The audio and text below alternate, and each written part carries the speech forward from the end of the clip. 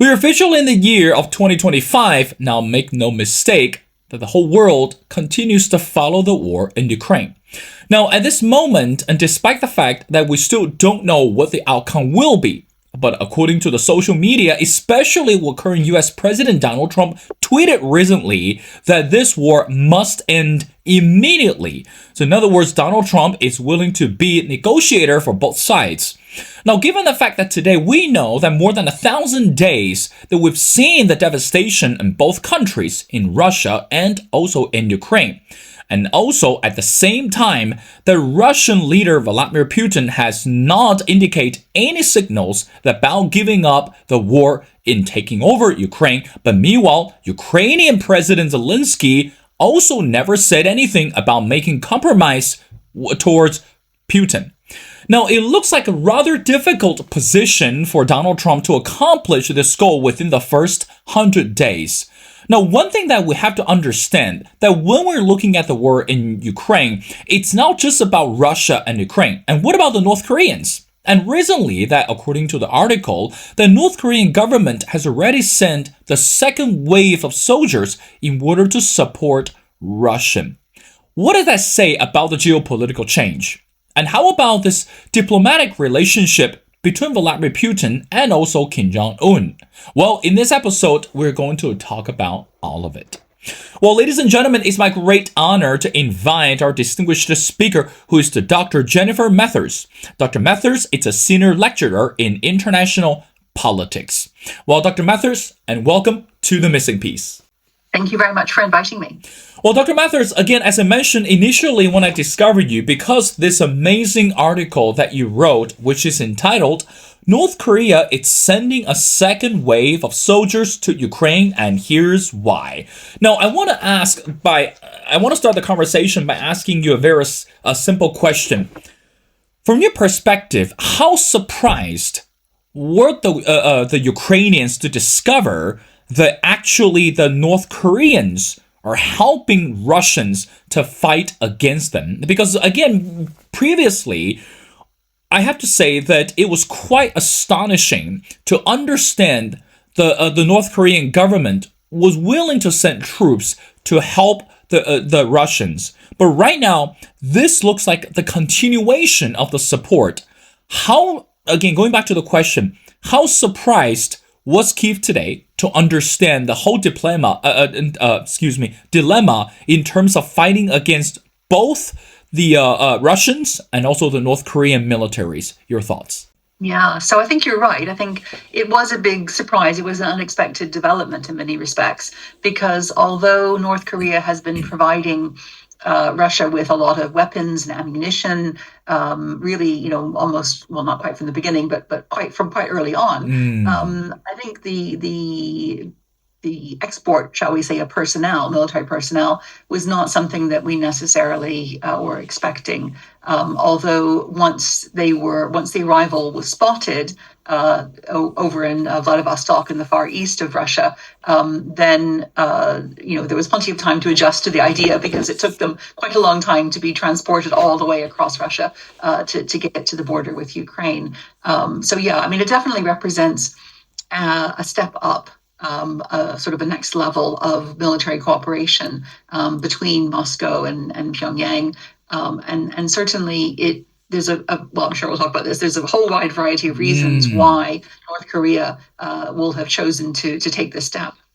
Well, Dr. Mathers, we know that in reality, that when it comes to war or any type of war, that death is unavoidable. And again, according to your article, that at least roughly about 1,000 North Korean soldiers have been killed on the battlefield. Who is playing the game fairly at this moment? I mean, again, we're looking at North Korean government send the military troops to support Russians. But meanwhile, we've seen the soldiers have been killed, injured, missing, or captured. This is not a winning game for North Korean. So in other words, we're living in a geopolitical world that I believe the word should be reciprocity. What do you think from your perspective Vladimir Putin is trying to gain at this moment? And what about the North Korean government? You can't just send the innocent troops to the front line to fight against Ukrainian, but meanwhile, again, we're seeing the death one after another. Who's winning at this moment? In other words, what kind of message are we seeing at this moment? Okay, so there's lots of really good meaty questions there. So if I start with the question about what is Putin gaining from having North Korean troops fighting side by side with Russian troops. So the reason we think that the North Korean troops have been welcomed by Russia is in order to try and push back the Ukrainian incursion. So back in August, Ukrainian forces crossed the border into Russia and seized some territory in the region of Kursk, which is on the border between Russia and Ukraine. And although the Russians have pushed them back to some extent, the Ukrainians still hold a substantial amount of territory in that region. Now, the Russians don't want to withdraw troops from fighting in Ukraine because the Russians want to keep trying to push forward in Ukraine and gain as much territory as possible in Ukraine against the day when there might be a ceasefire and whoever controls what territory, has a say in sort of the peace negotiations and the terms. So, not wanting to withdraw troops from Ukraine, Putin then has this dilemma. Well, how does he try and defend Russian territory? Because one of the reasons why the Ukrainian forces were able to successfully cross the border and seize territory in Russia in the first place is because the border region was very poorly defended. And in fact, what they found, what the Ukrainians found, was mostly conscripts. And in Russia, conscripts are, young men who are doing their 12 months of military service. So they're usually in their late teens, early 20s. They haven't had a great deal of training. They will not have had any sort of combat experience because it's actually against the law in Russia to send conscripted soldiers into battle zone. So they would have been there simply to sort of hold the place, but not really expecting to have to do any fighting. And so they were very easily overcome. So, we know that Russia is very strained, very stretched when it comes to staffing this war. They've been struggling to recruit enough soldiers because the war is very costly in terms of human life, as you've indicated in terms of the North Koreans, but also very much so in terms of the Russians. So the Russians have been fighting this war in a very brutal way, really sort of throwing troops into it, not expecting them to survive in many cases, and many of them haven't. So they're struggling to find enough troops, but North Korea presumably came forward with this offer. Well, why don't you have some of ours? And so the offer would have been snapped up by Putin, who would have been delighted to have the prospect of some more troops, even a relatively small number, around 12,000 or so is what we think in terms of the first wave. We don't know how many might be coming in a second wave. But certainly they helped to shore up the Russian troops that are fighting to push the Ukrainians back. And indeed, that is where they've been placed. So that is what Putin is getting from the North Korean troops. He's getting extra manpower, which he desperately needs, which allows him not to withdraw Russian troops from fighting in Ukraine. In terms of what the North Koreans are getting, in terms of what the North Korean military is getting, is actual combat experience. And so even though North Korea has a very large armed force, and produces a lot of weapons, they have not been involved in an actual war since the 1950s, since the Korean War. And so they obviously train and they obviously guard the border with South Korea, but they haven't actually got kind of modern combat experience. And the war in Ukraine is being seen by strategists really around the world and military analysts as representing perhaps the next stage of war, because of the use of drones, for example, because of the combination of different kinds of weaponry and different strategies and tactics that are being used, and very effectively by both sides. And so what the North Korean leadership gets from this experience is the fact that it will hopefully have some troops return alive to pass on that kind of knowledge to other leaders of the military and other forces in North Korea, so that they too will understand what it is to fight a modern war. And certainly some of the Ukrainians who have fought against them have said that the North Koreans really didn't seem to know what drones were. They had probably never seen one before. They had no idea what they could do. For example, that they could bring bombs. So they didn't know how to protect themselves from drone attack. They didn't know how to try and get the drones to, bring them down, anti-drone measures. They were really vulnerable. They were very vulnerable. And it sounds as though the Russians were very ruthless and sort of pushed them forward to take the drone attack so that they clear the way, so that then the Russians could move forward after them. So it's a very, very brutal and very cynical use of these troops who would have known very little about what they were going into. It's a very harsh way of gaining experience for the North Korean military. But it is an opportunity, if you think about it in a more detached way. It is an opportunity to get some real combat experience for their troops, and then bring it back to help develop the North Korean military in a more modern way, perhaps. So those are the two kind of perspectives. I'll pause and see if you have any follow-up questions about that before we go on to this question about sort of who's winning and how do we assess this war.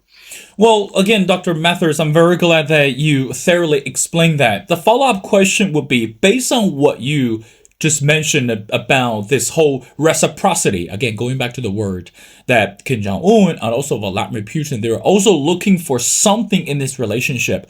Now, from the geopolitical perspective, how do we describe the relationship between Kim Jong-un and Vladimir Putin at this moment? Now, make no mistake, again, you're the expert. I'm sure that you follow the news closely, that Kim Jong-un actually visited Vladimir Putin in the midst of the war, again, not this year, but previously. And that sent a strong signal and actually caused a quite interruption, or should we say disruption, within the international community. Now, the follow-up question I want to ask before we talk about the next session is, how do we assess this relationship between the two leaders? Is it more diplomatic or is it more personal? I mean, again, given the fact that both people, let's bring another piece of reality in, is they're not the favorites of the United States, or they're not the favorites of the world. Now, both countries could easily terrify the international community by developing, or should we say, continuation of the nuclear weapons. And I know that Kim Jong-un or Vladimir Putin, neither of them is afraid of using it. So going back to the question, Dr. Mathers, from your perspective, is it more about diplomatic approach, or is it more about personal trust between Kim Jong-un and Vladimir Putin? Your thoughts? Mm-hmm. Well, I think this is a marriage of convenience, really, because, as you mentioned, both Russia and North Korea at this moment are very much sort of pariahs in terms of the West. They're both under heavy sanctions. They are both leaders are not welcome in a lot of international gatherings, for example. Of course, Putin has an international criminal court warrant out for his arrest. So if he visits certain countries, he's liable to be arrested and whisked away to stand trial. So that's very uncomfortable for him. So they don't have a lot of friends. I mean, Russia has perhaps more friends than North Korea does, but neither of them have an abundance of friends and allies. And so it's convenient for the two of them to strike deals. They can trade with each other, without having to worry about sanctions and these kinds of uncomfortable things. So I think it's very much convenient. Of course, they are neighbors in the Far East, obviously. So it'll be interesting to see how this relationship develops. And of course, they both have quite strong anti-Western sentiments. North Korea is very, very concerned about South Korea, which of course is a close ally of the United States. And the other allies in that region, such as Japan, are also very concerned about what North Korea might do. And there are a lot of security issues and a lot of discussions around the dangers that North Korea might pose. And of course, we believe that Russia may be providing, or may be promising to provide, North Korea with some nuclear weapons technology, or something of that nature, which would support its nuclear weapons program. So we can see a lot of reasons for the two of them to strike up a relationship. Both authoritarian leaders, Those leaders of authoritarian regimes tend to stick together in many respects because they find it more comfortable. None of them among that group will lecture each other about human rights or democracy or uncomfortable things like that. They just want to get on and do what they want to do. So I think all of those things are probably true. It's probably quite a pragmatic relationship. It's hard to say whether they have much of a personal bond. It's difficult to read. But certainly the fact that Kim Jong-un was willing to travel to Russia, he doesn't travel from North Korea very often. That's So the right. fact that he was willing to travel, it says a lot about the value that he places on his relationship, A, with Putin and B, with Russia. Dr. Mathers, let's bring US into our conversation as we continue to explore your article. Recently, again, as we mentioned before, sitting US President Donald Trump recently denounced Ukrainian President Zelenskyy on social media, and we know that Donald Trump is big a fan of Truth Social and also love to deliver the message on social media. Now, here's something that quite interesting and also disturbing that he called Ukrainian President Zelenskyy, quote, a dictator without elections, end quote. And he said he had better, which means send a strong warning to Zelenskyy that Zelenskyy should move much faster to ensure a peace deal or he would have no country left. But meanwhile, again, we're still watching this relationship between Donald Trump and Vladimir Putin. Dr. Mathers, from your perspective, how do we interpret or decipher this message from Donald Trump that to call Zelenskyy a dictator without election? And also some international political scientists are very concerned about this personal relationship between Trump and Putin at this moment. Given the fact, as we mentioned before, Trump is willing to be the mediator or the negotiator on both sides. And surely this is the time for him to call the end of the war. But again, it doesn't take say a few hours to end the war. It's not that easy. So going back to the question, how do we understand Trump's message on social media, and what does that say about his relationship with Putin today? Okay, so I think one thing we can say for certain is that Donald Trump is impatient to see an end to the war. He made it very clear during his election campaign that it was one of his foreign policy priorities. And he was very critical of Joe Biden for not having prevented Russia's mass invasion. He seemed to think that if only Trump had been in power, that none of this would have happened. And only Trump, could bring an end to the war because only Trump, had a good relationship with Putin, right? So all of this was sort of being built up already. I think Trump also, of course, wants, not only does he want an end to the war, he wants it quickly, he wants to get credit for that. So he sees this as a key element of his international political standing, really, early on in his second administration. So he really wants to get something sorted. He also has a very long history of admiring Putin and being very flattering towards Putin and talking about Putin in very complimentary terms about how he's a strong leader and how he gets things done and he stands up for his country and so on. So there's lots of a backstory there in terms of his admiration for Putin. And so what we've seen, though, in the last week or so is really an acceleration and an intensification of those trends.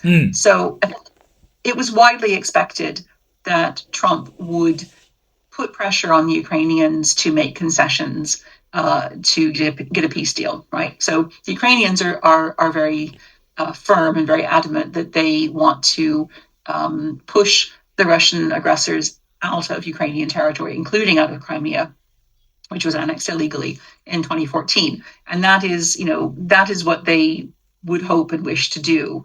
But many people around the world look at the situation and they say, well, that's not realistic. The Russians have dug in sufficiently so that it would be hard to dislodge them if Ukraine cannot push them out, through warfare, through military force. Then it will have to accept some kinds of territorial losses, perhaps temporarily, perhaps permanently, as the price of peace. right? So this is kind of what we were all expecting, is that Trump would put pressure on Zelenskyy to give some concessions in terms of territory in order to get a peace deal with Russia, and that Russia would accept concessions, territorial concessions, and be satisfied enough with that to sign some kind of a deal and bring about some kind of a peace. What we did not expect was that Trump would so dramatically take Russia's part to the point where Trump is basically echoing the rhetoric that the Kremlin has been saying for the last 3 years. He's been talking about all kinds of, as you say, criticizing Zelenskyy for not holding elections, which is a particularly pernicious line that Putin and his supporters spin, because, of course, according to the Ukrainian constitution, they cannot hold elections during martial law, when martial law was declared because of the war. And just the practicalities of holding an election during wartime when such a large part of the population has been displaced, either internally or has fled abroad because of the dangers of the war. Imagine trying to organize free and fair elections in these kinds of circumstances. It would be almost impossible. Right. And it would, so not only would it be almost impossible, but it would be seen to be unfair and not give everyone a fair chance to vote. And that alone could be the basis for then claiming that the election is not valid and anyone elected would not be legitimate. So it would take you down a path immediately that would end in dispute and questions about legitimacy and so on, which is not really helpful to have in the middle of a war. So that's one line. There's another dimension too, which is that, of course, Russia has track record of trying to interfere in the elections of other countries to try and either keep critics of Russia out of office or to encourage or support candidates and political parties that are more favorable towards Russia and we see this happening in various countries, including Georgia, where once you have that kind of dynamic, once you have a ruling party in place which is very pro-Russian, then that ruling party will do the work for Russia. And so that's another concern, is that Putin could use this as an opportunity if Ukraine did have elections. So all kinds of reasons to view this call for elections with great suspicion. And the fact that Trump is echoing it is really, really worrying. And then Trump throws in all kinds of spurious and totally false statements, like Zelenskyy only has a 4% approval rating, which is nonsense. There's very active public opinion polling going on in Ukraine constantly. In fact, several very well-regarded academic institutions do regular opinion polls about all kinds of things and have done throughout the war.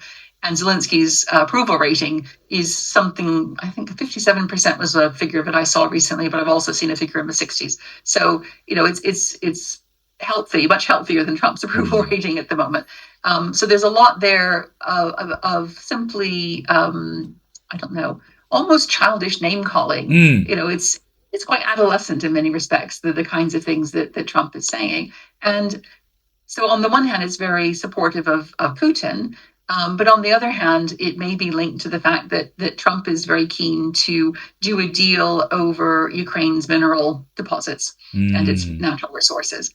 And apparently, American officials offered Zelenskyy a deal to sign away a very high proportion of Ukraine's natural resources to the United States as payment for military support provided under the Biden administration, which is quite extraordinary, and with no promise of any future additional support or security guarantees or anything coming from Washington. So Zelenskyy refused, and Trump apparently is quite annoyed about that. And so that's one explanation for why he has become so very anti-Zelenskyy. So it's a complicated situation in many respects, but I think the key at the moment is that Trump appears to be very happy to demand concessions from the Ukrainians, to criticize the Ukrainians, but has nothing but praise for the Russians and nothing but sympathy for the Russians, and seems keen to reestablish diplomatic relations, seems keen to lift economic sanctions,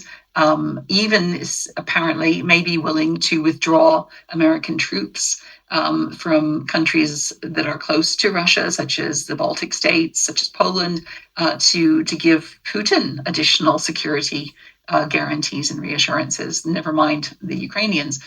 So at the moment, it all looks very much like an Alice in Wonderland looking glass world where everything is suddenly reversed from the way it was just a few months ago. Now we're looking at potentially an American administration that is going to take Russia's side going forward. So that's a very disruptive, very jarring kind of change that I think everybody who's paying attention to what's going on in U.S. foreign policy is struggling to get to grips with. Well, Dr. Mathers, I want to wrap up our conversation by asking you the last question. Again, going back to your article that you wrote, that despite we're looking at this collaboration between North Korea and Russia at this moment, but according to what you wrote, that you believe, but these soldiers appear to be at the heart of the North Korea-Russia security partnership. I want to end our conversation by asking you, in terms of the security partnership, is this a short-term collaboration where we're looking at the two countries are establishing something for the long term? Because again, as you mentioned before, countries such as Japan, South Korea are very concerned about the presence of North Korea. And for the international community, surely Russia is not going anywhere, but again, it's rather threatening. So from your perspective, this security partnership, is this just because the duration of the war or the presence of the war, or the international community should be alarmed for something in a bigger picture? Your final thoughts. Mm-hmm. Well, I think the international community should be alarmed because this, in many respects, Russia has a very short-term perspective at the moment because they're looking for advantages in the war in Ukraine. So they're looking for weapons, ammunition, help in fighting the Ukrainians. But of course, the more this relationship provides to Russia, then the more Putin is likely to see it as having longer-term kind of advantages and impacts. And certainly, it's something that could be built upon in the future, whether or not the U.S. becomes more friendly towards Russia or not. At the moment, there's no doubt that the North Koreans don't have very many other places to go in terms of building relationships, diplomatic relationships. And so Russia can kind of rely on the fact that the North Koreans will need a relationship with Russia for the foreseeable future. And of course, for North Korea, the opportunities that they can get from trade with Russia, from technology transfer, and now from experience of the most cutting edge warfare to make their military more formidable and more able to actually do more than just guard the border, but potentially to have a more sort of outward facing force projection role, which of course is very alarming to its neighbors, its democratic neighbors. So yeah, I would say that this relationship definitely increases insecurity in the region of the Asia Pacific, and is a cause for great concern, not just now, but in the months and years ahead. Well, again, Dr. Mathers, we don't know at this moment the outcome of the war, and also neither do we have any information about whether Donald Trump will succeed in communicating with both sides. But of course, the reality is at this moment, more than 1,000 days, no one would like to see the continuation of the war, and no one would like to see the devastation on both sides. So we just hope and I pray that Donald Trump is able to sit down with both leaders, really end the war in a peace deal, and most importantly, that restore this legitimacy and also what we say this sanity of the country back to the leaders in both sides. Well, again, ladies and gentlemen, it's such an honor to speak to Dr. Jennifer Mathers. Again, Dr. Mathers is a senior lecturer in international politics, and also she's an expert in Russian study as well. I strongly encourage everyone to go online and connect with Dr. Mathers and really check out this amazing article regarding this military and security cooperation between North Korea and Russia. Well, Dr. Mathers, and thank you so much for your time. It's been a pleasure, and we'd love to have you back on the show as we continue to monitor this international affairs around us. So thank you so much for doing this.